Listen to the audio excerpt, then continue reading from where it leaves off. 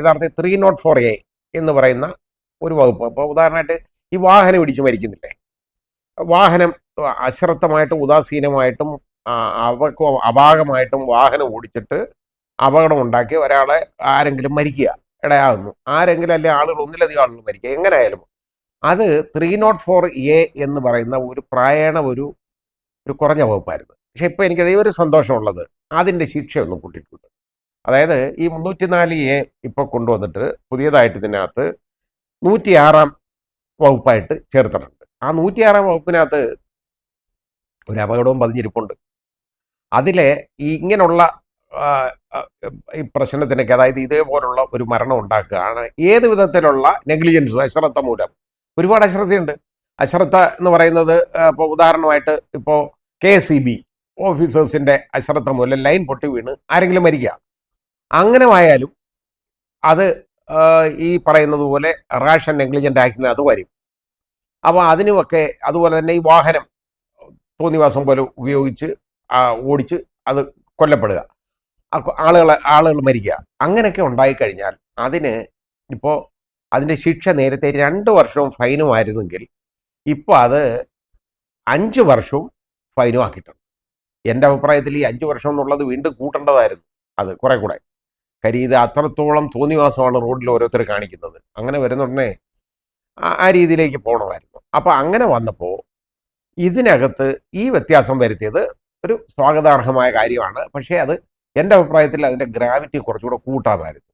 പിന്നെ അതിനകത്തോടൊപ്പം ഒരു കാര്യം കൂടെ ചെയ്തു തരുന്നത് ഡോക്ടർമാരുടെ കാര്യം കൂടെ അതിൽപ്പെടുത്തി. ഇപ്പം ഡോക്ടേഴ്സിൻ്റെ നെഗ്ലിജൻസ് ഉണ്ട്. ഒരു മരണം ഉണ്ടായാൽ അത് ഇതിനകത്ത് കയറ്റി, അതിനകത്ത് അത് 2 വർഷമാക്കി. ഡോക്ടർമാരാകുമ്പോൾ ആരെങ്കിലും കൊന്നു കഴിഞ്ഞാൽ 2 വർഷം മതി എന്ന് തീരുമാനിച്ചു. അത് ഞാൻ പറഞ്ഞ ഒരു ഡബിൾ സ്റ്റാൻഡേർഡ് ഇതിലൊക്കെ വരാവുന്നതാണ്. പിന്നെ അതേപോലെ തന്നെ ഇന്ത്യൻ പീനൽ കോഡിൽ 303 വകുപ്പ് എന്ന് പറയുന്ന ഒരു വകുപ്പുണ്ടായിരുന്നു. ആ 303 എന്ന് പറയുന്നത് റിപ്പീൽ ചെയ്തു പോയതാണ് സുപ്രീം കോടതി. അതായത് ഇത് തെറ്റാണ്, ഭരണഘടനാ വിരുദ്ധമാണ് എന്ന് പറഞ്ഞ ഒരു വകുപ്പുണ്ട്. ആ വകുപ്പ് ഇപ്പം വീണ്ടും കൊണ്ടുവന്ന് അത് ഇന്ന് പോയതാണ്. അത് ഇത്രയേ ഉള്ളൂ. അതായത് ജീവപര്യന്തം ശിക്ഷിക്കപ്പെട്ട ഒരാൾ, ജയിലിൽ നിന്നില്ല, ജീവപര്യന്തം ശിക്ഷിക്കപ്പെട്ട ഒരാൾ ആ ശിക്ഷ കാലാവധിയുടെ അകത്ത് ഒരാളെ കൊലപ്പെടുത്തുക, അങ്ങനെ ഉണ്ടെങ്കിൽ അതിന് ഡെത്ത് മാത്രമേ ഉള്ളായിരുന്നു പെനാൽറ്റി. അതായിരുന്നു, വധശിക്ഷ മാത്രം കൊടുക്കണം.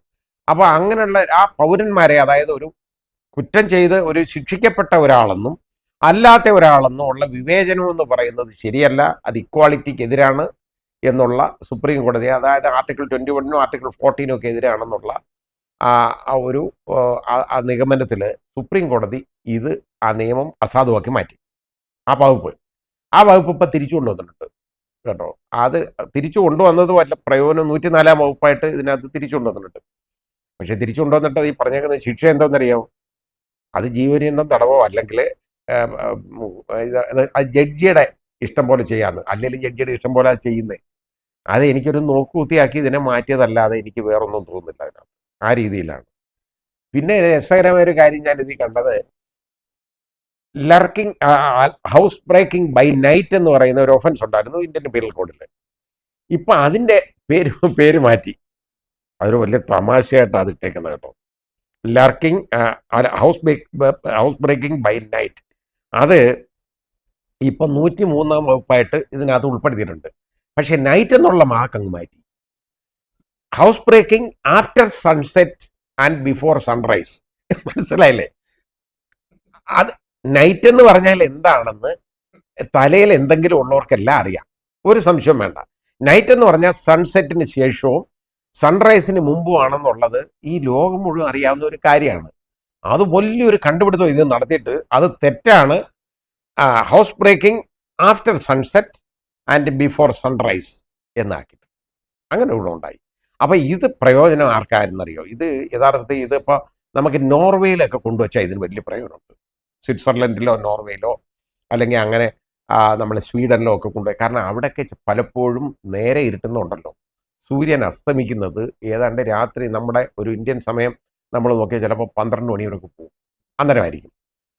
അപ്പോൾ അതുകൊണ്ട് ഈ നൈറ്റ് എന്ന് പറയുന്നതിന് ഇങ്ങനെ ഒരു ഡെഫിനിഷനാണ് ഇപ്പോൾ കൊടുത്തേക്കുന്നത്. After sunset and before sunrise. അങ്ങനെ കൊടുത്തിട്ടുണ്ട്.